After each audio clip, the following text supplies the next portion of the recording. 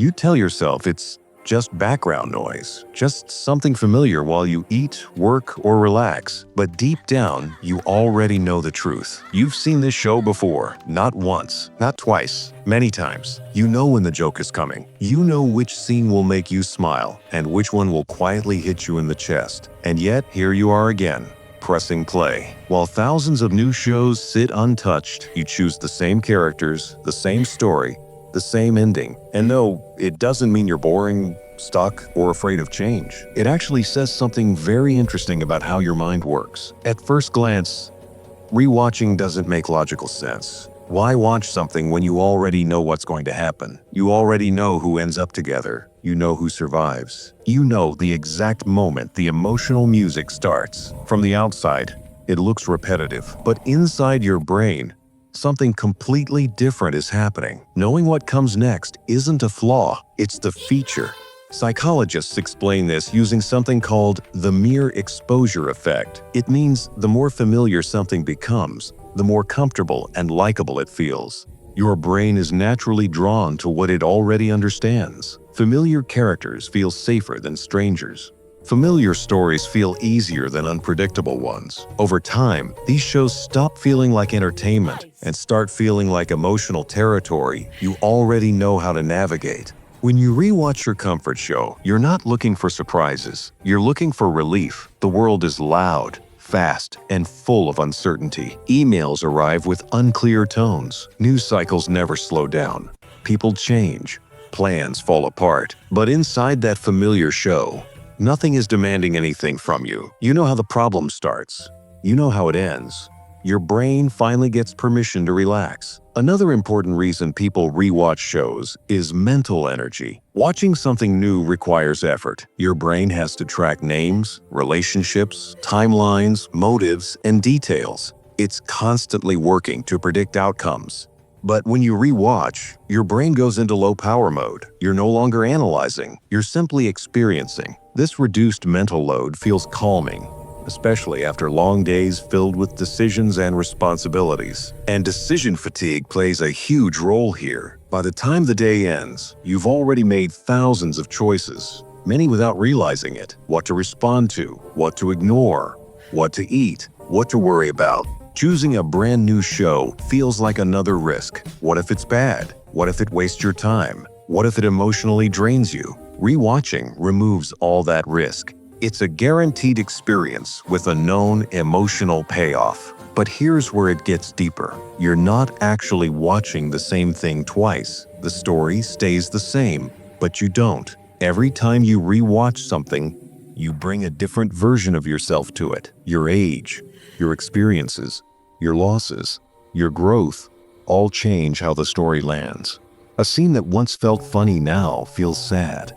A character you ignored before suddenly makes sense. Lines you barely noticed before now feel personal. That's why people often say, this show hits differently now. Because it does. Your brain connects the story to your current life. Rewatching becomes a quiet form of self-reflection. You see how much you've changed by noticing how your reactions have changed. There's also a powerful emotional memory attached to rewatching. Many shows and movies are linked to specific periods of life, a time when things were simpler, a time when certain people were still around. When you rewatch, you're not just revisiting the story, you're revisiting a version of yourself. The room you watched it in, the person sitting next to you, the phase of life you were in when that story mattered to you for the first time. Sometimes, rewatching is also a way of holding on to connection, to a friend who moved away, to a family member who introduced you to that movie, to a relationship that ended but left memories behind. These stories become emotional anchors. They remind you that even though people and circumstances change, some feelings can still be accessed safely. There's also a strong emotional regulation aspect here. Many therapists point out that familiar shows help people calm their nervous systems. Predictable emotional beats make anxiety easier to manage. You know when the tension rises. You know when it resolves. There are no shocking twists waiting to ambush your emotions. That sense of control is deeply soothing, especially during stressful periods of life. This doesn't mean you're avoiding reality. It means you're taking care of yourself in a way your brain understands. Rewatching familiar content is a form of self-soothing, like listening to the same song when you're overwhelmed, like walking a familiar route when your mind feels crowded. It's stability in a world that rarely feels stable. And despite what people might say, rewatching doesn't stop you from growing. In fact, it often helps you process life better. Stories help us understand ourselves. When you revisit the same story at different stages of life, you're able to extract new meaning from it. That's not stagnation, that's emotional depth. So if someone ever questions why you're watching the same movie again, understand this: you're not stuck in the past. You're choosing familiarity, comfort, and emotional safety. You're giving your brain a break. You're reconnecting with something that once mattered, and still does, in a new way. There will always be new shows to explore, new stories to discover, and new worlds to enter.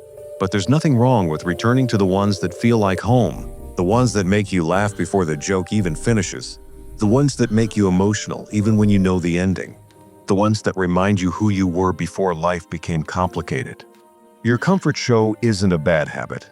It's a companion, a quiet reminder that some things remain steady even when everything else changes. And honestly, if rewatching the same show helps you feel calmer, understood, or just a little more like yourself again, then press play again and again. Because sometimes familiarity isn't boring, it's healing. Before you click away, think about this for a second. That show you always go back to, it's not just a story. It's the version of you that existed when life felt different, when you laughed a little easier, when things felt lighter, or maybe when you needed comfort the most.